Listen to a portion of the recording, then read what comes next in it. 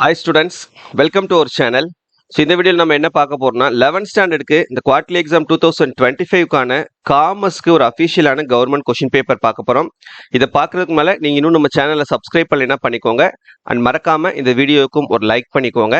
So video பார்க்கக்கூடிய நிறைய பேர் லைக் பண்ணாமே பார்க்குறீங்க. நீங்கள் பண்ணக்கூடிய ஒவ்வொரு லைக்கும் எனக்கு ரொம்ப முக்கியமானது. ஸோ ப்ளீஸ் தயவு செஞ்சு அந்த லைக் பட்டனை கிளிக் பண்ணிட்டு பாருங்க.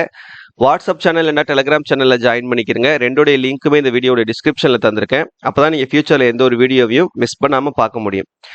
ஓகே ஸ்டூடெண்ட்ஸ், இப்போ நம்ம சேனலில் வந்து ஆல்ரெடி நம்ம 11th காமர்ஸ்க்கு இம்பார்ட்டன்ட் கொஷின்ஸ் நேற்று போட்டோம்.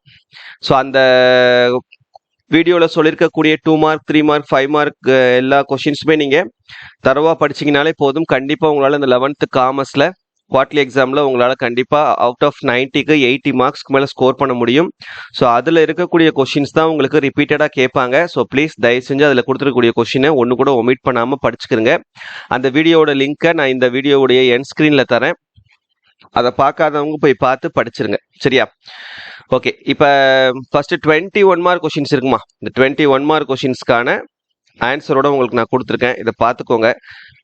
ஃபர்ஸ்ட் கொஷினுக்கு பார்த்தீங்கன்னா ஆப்ஷன் ஏ அங்காடி, செகண்ட் கொஷினுக்கு option A industry, third one option B sole trading business, fourth one option B karta, fifth one option C memorandum of association, sixth கொஷினுக்கு option C mismanagement, seventh கொஷினுக்கு option C cold storage, eighth கொஷினுக்கு option C indemnity contract, நைன்த்துக்கு option B cost reduction, 10th option B president, 11th option D all of them, 12th option C moral, 13th option A waybill, 14th option A rural savings, 15th option B multinational company, 16th option D accepting deposits, 17th option C ethically upright behaviour, 18th option B 1935, 19th option A இந்த match, 20க்கு option A.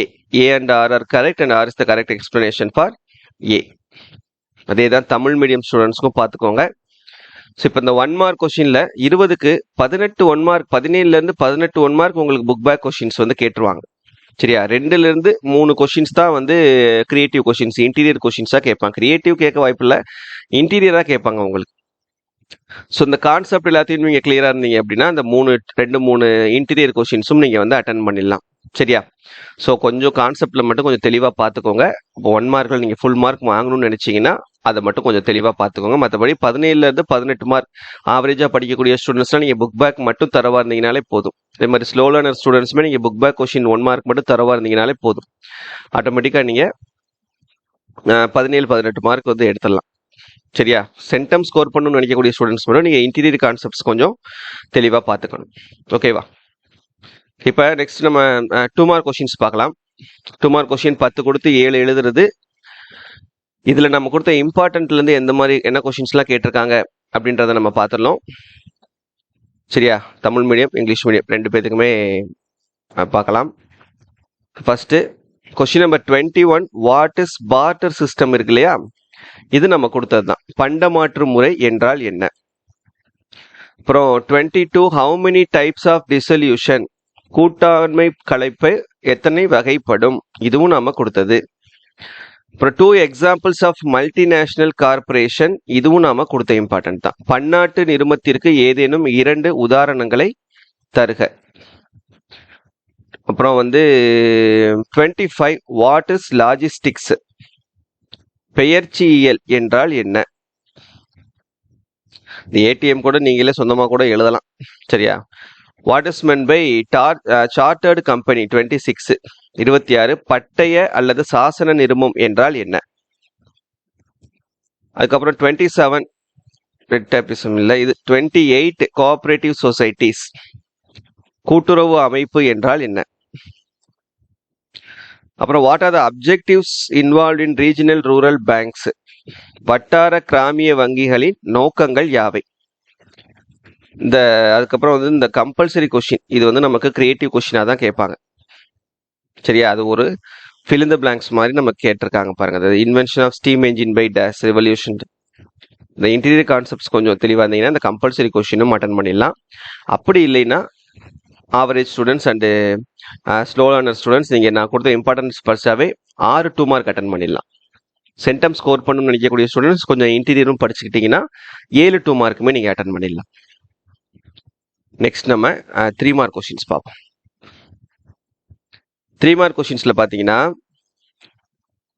31 list the steps in factoring process.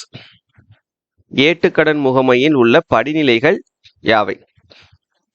அப்புறம் gold storage warehouse 32. குளிர்சாதன பண்டக காப்பு என்றால் என்ன?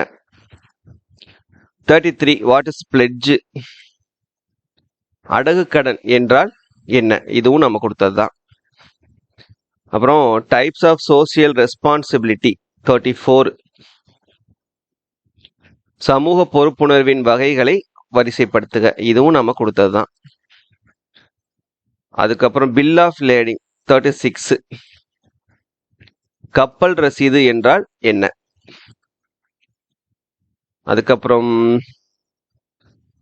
What do you mean by concept of business ethics? வணிக நெறிமுறைகள் கருத்து என்றால் என்ன?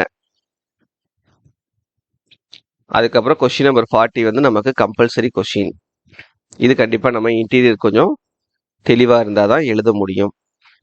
இப்போ 1 2 3 4 5 6 நான் சொன்ன மாதிரி இந்த புக் பேக்கில் நம்ம கொடுத்த இம்பார்ட்டன்ஸ் மட்டும் நீங்கள் படிச்சிங்கனாலே 6 2 மார்க் 6 3 மார்க் அட்டன் பண்ணிடலாம். நீங்கள் கம்பல்சரி கொஸ்டின் அட்டன் பண்ணணும்னா கண்டிப்பாக இன்டீரியர் கொஸ்டின்ஸ் படிச்சு தான் ஆகணும். சரியா? ஓகே, அடுத்து 5 மார்க்ஸ் பார்க்கலாம். 5 மார்க்ஸில் 41ல் A discuss the objectives of business, explain the characteristics of sole trading business. ரெண்டுமே நம்ம கொடுத்தது தான். தொழிலின் நோக்கங்கள் விவரி, தனியார் வணிகத்தின் சிறப்பு இயல்புகள் யாவை? ரெண்டுமே வந்துருச்சு. 42ல் describe the advantages of multinational corporation. இது contents of articles of association நம்ம சொல்லலை. ஸோ பன்னாட்டு நிறுவனத்தின் நன்மைகளை விவரி. 43 பிரின்சிபல்ஸ் ஆஃப் இன்சூரன்ஸ், அப்புறம் various functions of Reserve Bank of India. ரெண்டுமே நம்ம கொடுத்ததான்.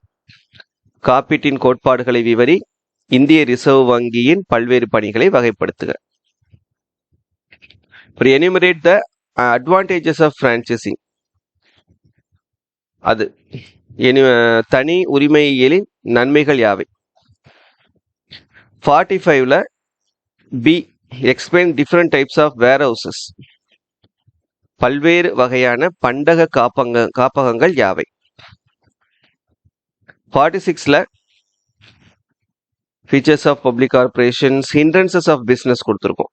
பி வணிகத்தின் பல்வேறு தடைகளை விளக்குக. 47ல் நீட் ஃபார் சோசியல் ரெஸ்பான்சிபிலிட்டி, சமூக பொறுப்புணர்வின் தேவைகளை விளக்குக. இப்போ 7 5 மார்க்குமே அட்டன் பண்ணக்கூடிய அளவுக்கு இருக்கா? அப்போ நான் சொன்ன மாதிரி 1 மார்க்கில் ஒரு 2, 2 மார்க் கம்பல்சரி, 3 மார்க் கம்பல்சரி, ஆக மொத்தம் 7 மார்க்.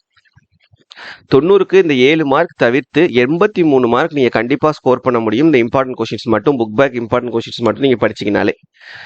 அந்த 7 மார்க்கும் நீங்கள் எடுக்கணும்னு நினச்சிங்கன்னா கண்டிப்பாக இன்டீரியர் கான்செப்ட்ஸும் கொஞ்சம் தெளிவாக படிச்சுக்கோங்க. சரியா? Okay, thank you.